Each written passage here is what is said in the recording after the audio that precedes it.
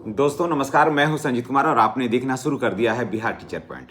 दोस्तों, पिछले दिन मैंने एक वीडियो बनाया था कि बिहार में जो भी नियोजित शिक्षक हैं उनका सक्षमता नहीं देने का के बावजूद भी वरीयता का निर्धारण वो बरकरार है और उनका स्नातक ग्रेड में जो प्रोन्नति है वो बरकरार है।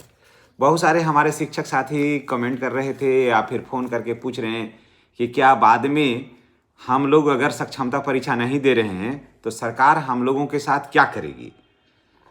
दोस्तों, ऐसा तो नहीं है कि सरकार कहेगी शिक्षकों को कि आप हट जाइए, नियमावली में तो ऐसा नहीं है।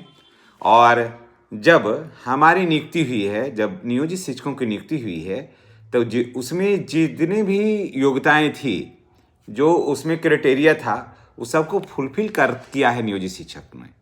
ऐसा नहीं है कि मांग रहा है उसमें इंटर और नियोजित शिक्षक 8वां पास है, ऐसा तो नहीं है, ऐसा तो नियुक्ति नहीं हुई है। अनट्रेंड शिक्षकों की बहाली हुई थी, बाद में सभी ट्रेंड हुए। ट्रेंड होने के बाद सरकार सभी को 7वें वेतन का लाभ से आच्छादित किया। बाद में यही शिक्षक जो हैं वो जा करके बने कहाँ, विशिष्ट शिक्षक।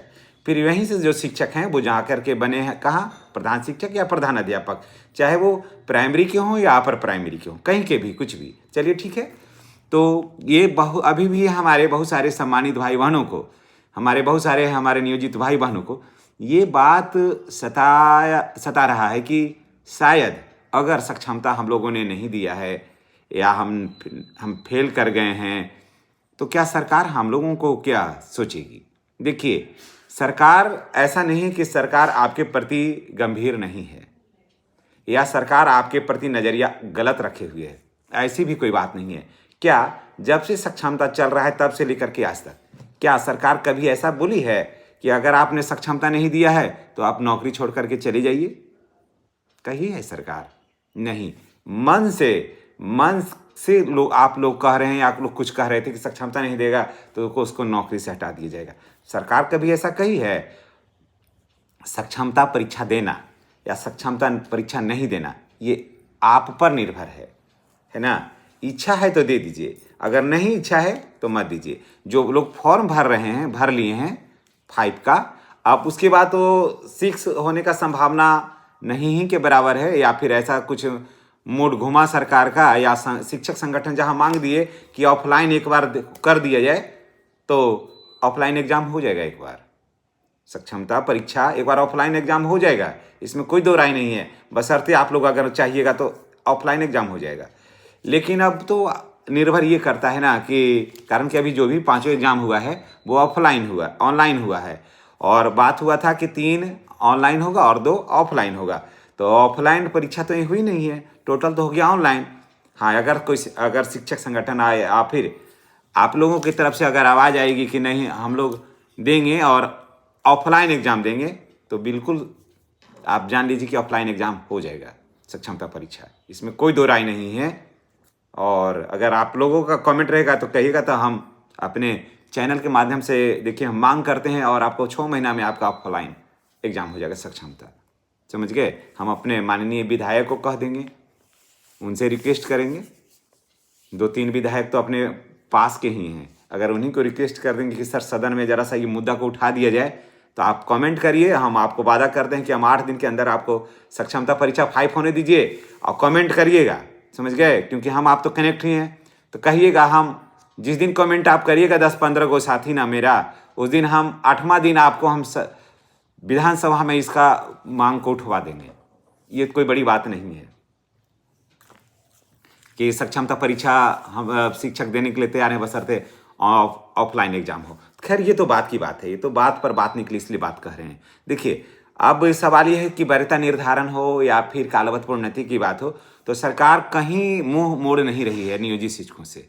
सरकार कहीं नियोजित शिक्षकों से मुंह नहीं मोड़ रही है और न आगे मोड़ने वाली है, क्योंकि माननीय नीतीश कुमार जी के शासन व्यवस्था पर आगे की सरकार में क्या होगी ये मैं नहीं जानता हूँ, मुझे अभी आइडिया उन के बारे में नहीं है।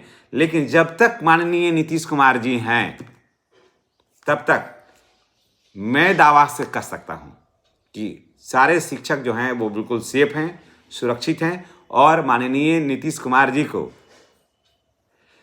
लंबी आयु की कामना करिए और वो अधिक से अधिक दिनों तक बिहार के सत्ता में बरकरार रहें और बिहार वासियों के ऊपर वो अपना प्यार, आशीर्वाद, शुभकामनाएं इसी तरह से बरसाते रहें और बिल्कुल उनके छत्र छाया में सभी सुरक्षित हैं। हाँ, अगर सरकार को ये लगेगा कि नहीं सीनियर और जूनियर कर दिया जाता है तो ये एक अलग बाद में क्या होगा तो नहीं कर सकते हैं कि सक्षमता परीक्षा दे के आए हैं और सारा कुछ बराबर है तो जो सक्षमता परीक्षा दे के आएंगे तो वो सीनियर हो जाएंगे।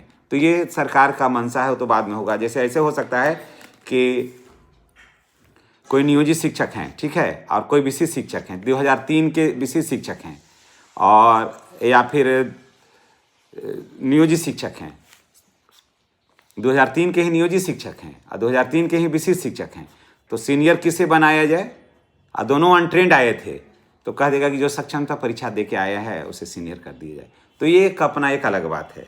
ये तो सरकार का मर्जी है, वो तो कभी भी लेटर इस तरह का निकल सकता है। लेकिन ये कहना कि नौकरी में रहेंगे या नहीं रहेंगे, ये मन में भ्रम नहीं रखना है।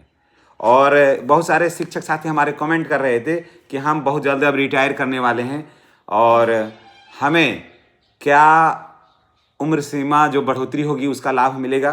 तो दोस्तों अभी देखिए उम्र सीमा बढ़ोतरी की बात अभी चल रही है, चर्चा में है, अभी उस पर कोई क्लियर नोटिफिकेशन नहीं आया है और कि 65 वर्ष कब किया जाएगा। अभी उस सदन में मामला उठा है और अभी इस पर विचार किया जाएगा तभी होगा। फिलहाल अभी ऐसा कोई प्रपोजल गवर्नमेंट का नहीं है। और हाँ, मैं आज इसलिए सिर्फ ये वीडियो बना रहा हूँ कि जैसे बहुत सारे हमारे शिक्षक साथी जो हैं वो कमेंट कर रहे थे कि सर आगे क्या होगा अगर हम नियोजित शिक्षक बने रहेंगे। तो दोस्तों मैं आपको बता दे रहा हूँ कि आगे भी आपको किसी तरह का लॉस आपको नहीं है और आप नियोजित शिक्षक बने हैं, बने रहिए। इसमें आप पर निर्भर करता है वर्तमान सरकार की वर्तमान शर्तों पर, वर्तमान सुविधाओं पर। अगर राजकर्मी का दर्जा आप प्राप्त करना चाहते हैं, वर्तमान जो सब कुछ मिल रहा है आगे इसी तरह से मिलेगा। आगे भी जैसे 7th पे का लाभ अभी मिला है नियोजित शिक्षकों को, 8 पे का लाभ भी नहीं मिलेगा नियोजित शिक्षकों को, ये सब मिलता रहेगा। कालबद्ध प्रोन्नति जो मिला है आगे भी मिलेगा ही, समझ गए? ये सारा कुछ मिलेगा ही मिलेगा, ये सब कुछ समान रूप से चलते रहेगा। तो कहीं कोई लॉस नहीं है। अब ये सोच रहे हैं कि सक्षमता देने से एक आध इंक्रीमेंट का आगे पीछे रहेगा और उसमें एनपीएस है और अभी इसमें ईपीएफ से आच्छादित हैं और यही अगर अप्रैल में ईपीएफ जो है राशि 30,000 के आसपास जाकर के कटने लगेगी तो दोनों में बहुत ज़्यादा अंतर नहीं रह जाएगा। थोड़ा बहुत अंतर होगा तो फिर ज़्यादा अंतर नहीं रह जाएगा। तो अब ये निर्भर आप पर करता है कि आप नियोजित शिक्षक बने रहना चाहते हैं या विशिष्ट।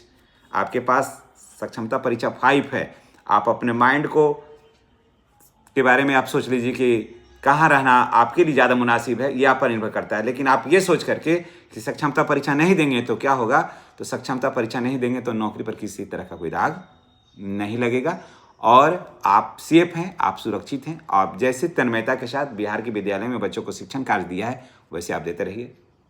सारी मनोकामनाएं जो है ना आपकी पूरी होगी। धन्यवाद।